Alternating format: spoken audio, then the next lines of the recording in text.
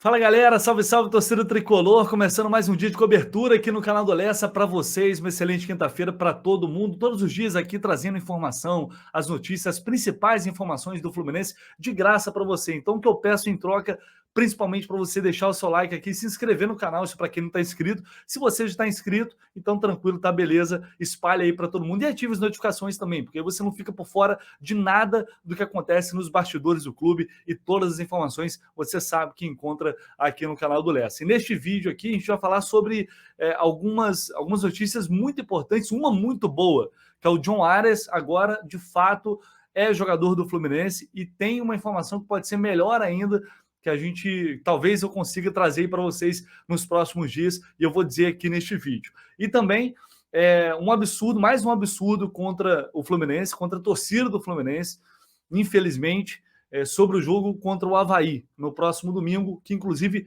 vai ter torcida. Eu vinha falando isso para vocês aqui já, falei aqui no canal, falei nas redes sociais, e de fato parece que é isso realmente que vai acontecer.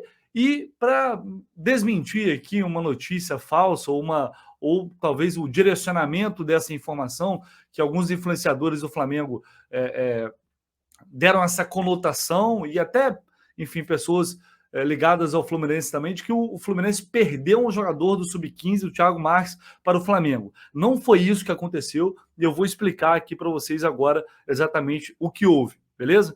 Então vamos embora. Vou começar primeiro com essa informação do jogo Fluminense e Avaí.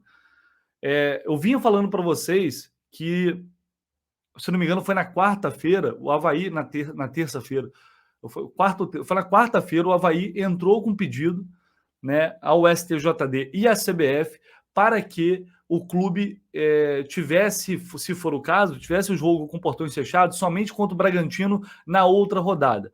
Porque o julgamento dessa punição ao Avaí, por ter cortado os cabos lá do VAR, será nesta sexta-feira. Então, juridicamente, o que para mim faz até sentido, tá?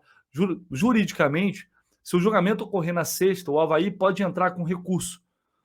E se o Avaí entrar com recurso logo depois do julgamento, não vai ter tempo hábil para que esse recurso seja julgado até a data do jogo no domingo. É muito improvável que o Avaí consiga reverter essa punição, tá? É muito improvável. Mas juridicamente, né, é compreensível. Então, no pensamento deles, qual é a lógica aí? Bom, se o julgamento vai ser sexta, vamos jogar essa punição para frente, porque se a gente for inocentado, a gente vai pagar um jogo com portões fechados à toa, e também porque eles espertamente também começaram a vender ingresso rapidamente. Então, assim, a tendência é que, de fato, eu não sei como eles conseguiram fazer essa manobra, porque o STJD, a princípio, tinha negado. Eu acho que a Federação Catarinense entrou no jogo junto com a CBF e eles estão se respaldando assim. Então, eu acho que foi para variar o jeitinho brasileiro ali. E aí, falando então da questão dos ingressos, um absurdo completo. Por quê? E qual é a sacanagem? Eles estão fazendo uma promoção. Já iniciaram as vendas, estão fazendo uma promoção. Os valores, eu vou colocar para vocês aqui na tela, os valores eles são muito altos. Olha só o valor dos ingressos.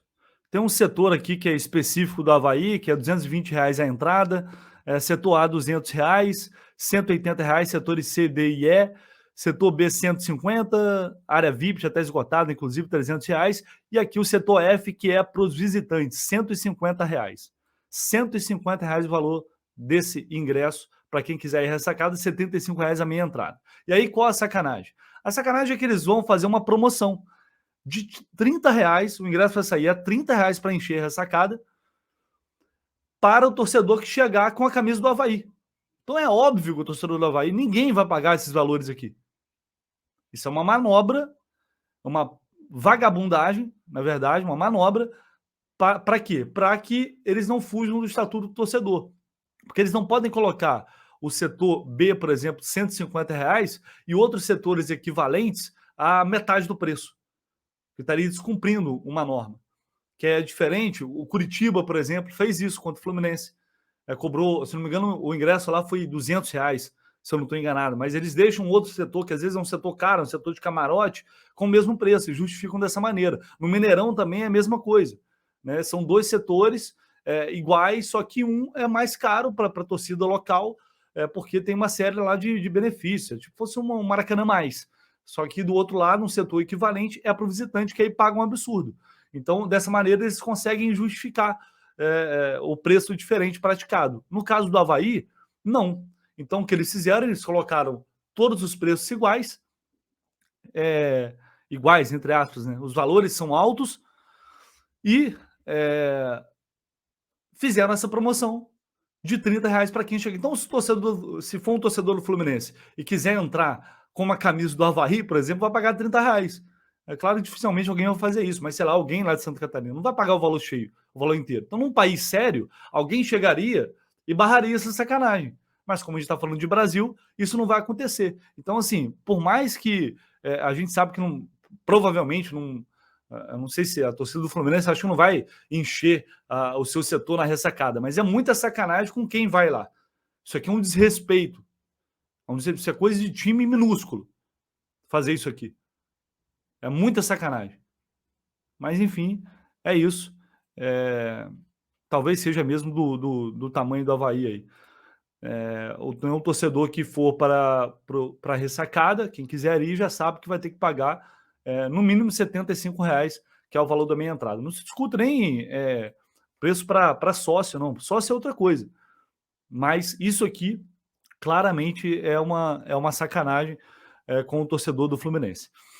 Enfim, é isso. Vamos esperar a confirmação e o julgamento vai ser amanhã. A gente vai acompanhar aqui para saber o que vai acontecer, se a punição vai ser mantida e se isso vai ser oficializado, porque até agora, oficial, isso não foi informado de maneira oficial. O Avaí está tratando aí, mas não houve manifestação do STJD. Até agora, eles estão aguardando o julgamento. E antes de falar do John Ares aqui, galera, eu queria falar sobre o garoto Thiago Marques. Ontem saiu uma informação de um influencer lá do Flamengo, Flazoeiro, dizendo que o Fluminense contratou uma grande joia do futebol brasileiro, né, o futuro grande craque do Brasil, que o Flamengo contratou, e o último clube dele foi o Fluminense. Né?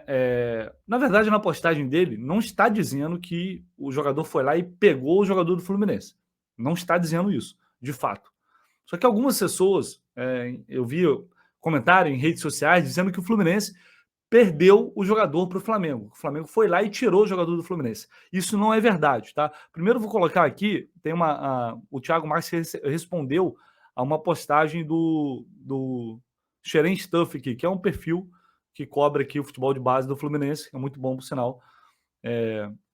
Eles publicaram ontem dizendo que o jogador foi dispensado do Fluminense, né? E isso eu conversei, eu apurei internamente dentro do clube e isso procede. O Thiago Marques ele foi dispensado, ele disputou apenas 3 jogos como titular nessa temporada e, portanto, não tinha espaço para ele. E ele não vinha tendo espaço porque o Fluminense tem o Riquelme, que é o titular do time, né, e que é o melhor time da categoria. É um jogador de 15 anos que já joga pela Seleção Brasileira Sub-17. O reserva dele é o Isaac, que foi considerado o craque da Copa Nike. E tem um atacante, Matheus, se eu não me engano, ele é um atacante que às vezes faz ali a função de meia. Então, assim, o Thiago não tinha espaço para jogar nessa equipe. E aí o Fluminense entendeu que ele deveria ser dispensado. E também porque, aparentemente, ele desejava sair. Foi uma versão que ele deu nessa resposta à publicação que eu vou colocar aqui na tela para vocês. Olha, ele diz aqui nessa resposta, que é o Thiago Marques respondendo. Eu não sou de responder crítica, mas ok. Primeiro, não fui dispensado. Estou 1 ano implorando minha liberação e todos que jogavam ao meu lado sabiam. Joguei diversos jogos no ano, fui proibido de treinar por fora, mesmo assim treinava sem postar e nunca faltou vontade. Não entendo, foi o que ele colocou aqui. Galera, o seguinte, se ele pediu dispensa ou não, pode ser que tenha pedido, mas o Fluminense também não é obrigado a dispensar. O Fluminense entendeu que tecnicamente ele não tinha espaços ou dispensou, ou aceitou a liberação, enfim. O fato é que o Fluminense não perdeu o jogador para o Flamengo, porque isso não é nem possível, tá? Porque o Fluminense tem o certificado de clube formador e a CBF ela protege o clube nesse caso, para jogadores acima de 14 anos. Se o clube for e tirar um jogador da base de outro time, ele vai ser punido. E para jogadores acima de 10 anos também existe um código de ética no futebol de base, que foi um acordo feito entre todos os clubes de que um clube também será punido se aliciar jogador da base de outro time. Então isso não é viável, tá? Se isso fato for comprovado, que houver um assédio, que o clube fez alguma coisa para tirar o jogador do Fluminense, ou seja, ou de qualquer outra equipe, ele vai sofrer uma punição. Então tem mecanismos que protegem os clubes nesse tipo de caso. Então, assim, não foi isso que aconteceu. O Fluminense não perdeu o jogador para o Flamengo, o que houve um entendimento de que ele não tinha mais espaço no time. E se ele vinha de fato pedindo para sair, como ele está dizendo aí, que há muito tempo estava pedindo para sair, então foi facilitada aí a vida do Thiago Marques. Agora, é claro que lá vão vender como grande jogador, um grande craque, estão vendendo o peixe dele lá. Às vezes é algum empresário que passou também, que pede para na divulgação dar uma moral, dar uma aumentada, para o moleque chegar lá com moral. Enfim, aí é problema deles, mas não tem essa conotação de que o Fluminense perdeu jogador para o Flamengo. Só para esclarecer isso, para que não fique nenhuma dúvida em relação a essa questão, até porque é um jogador de 15 anos, a gente não tem a mínima ideia se ele vai realmente ser um grande jogador, se não vai. Com as pessoas com quem eu conversei de Xerém, me disseram que não é jogador desse nível, longe disso. Então, enfim, de qualquer forma seria importante esclarecer isso. E para a gente fechar aqui esse vídeo falando sobre John Arias, galera, o Marcelo Neves, meu amigo Marcelo Neves, lá do jornal o Globo, trouxe a informação hoje cedo de que o Fluminense quitou na última terça-feira os valores que restavam para finalizar a compra do John Arias junto ao Patriotas lá da Colômbia. O Fluminense ainda precisava pagar 35 mil dólares, pouco mais aí de 180 mil reais, e o clube conseguiu quitar esse valor. E não só isso, sinalizou que pretende comprar o restante, ou seja, os outros 50%, porque o Fluminense pagou pouco mais de 500 mil dólares para ficar com 50%, aliás, 600 mil dólares para ficar com 50% do Arias. Isso na cotação da época deu 3 milhões de reais. Então, agora o clube sinalizou que pretende comprar o restante do colombiano. A questão aí é que esses 50% que restaram, eles não são fixos. Ou seja, dificilmente o Fluminense vai pagar o mesmo valor que pagou pelos 50% que adquiriu naquele momento. É óbvio que o Patriota está vendo que o jogador foi convocado para a seleção colombiana, está jogando para caramba no Fluminense, é um dos principais meias do Campeonato Brasileiro. É óbvio que eles vão tentar fazer mais dinheiro para essa parte. Isso é evidente. Se o Fluminense não quiser pagar mais, eles podem ficar com 50% apostando numa venda futura do Fluminense, vem um clube e paga um valor bem maior por essa parte deles. Então, assim, vai ser muito difícil, o Fluminense vai ter que negociar, vai fazer uma proposta e eu já apurei que essa proposta será feita em breve, uma proposta oficial de parcelamento, evidentemente, não vai ser à vista, oferecendo um montante maior que esse para tentar ficar com o John Arias em definitivo. Se vai conseguir ou não, é outra história. Mas eu acho muito importante esse movimento ser feito o quanto antes. Na verdade, assim, já poderia ter sido feito até um pouco antes pelo futebol que o John Arias vinha jogando, né, pelo desempenho que ele vinha tendo. E agora vai ficar mais difícil, vai ficar mais complicado, certamente. Mas, enfim, pelo menos a questão da dívida está resolvida. O Fluminense não tem mais dívida, não tem mais pendência em relação ao valor que ainda restava para o pagamento, esses 35 mil dólares. Isso está certo. E agora vai partir para uma negociação para tentar, quem sabe, ficar com o John Arias em definitivo. E a gente vai acompanhar. É possível que em breve a gente consiga trazer mais informações, mais uma atualização sobre isso, já com essa primeira oferta, essa primeira proposta para que o clube possa adquirir o John Arias aí, 100% do jogador, o que seria maravilhoso, protege mais ainda o Fluminense e, no caso de uma venda futura, se ela acontecer, o clube teria 100% do John Arias. Beleza? É isso. Deixem aí nos comentários o que vocês acharam sobre essas notícias. Quero ver vocês, vamos trocar essa ideia aqui. Deixa o like, galera. Não custa nada, é coisa rápida. Vai ali, deixa o like ali e se inscreva aqui no canal. Tamo junto, um abraço, vamos que vamos.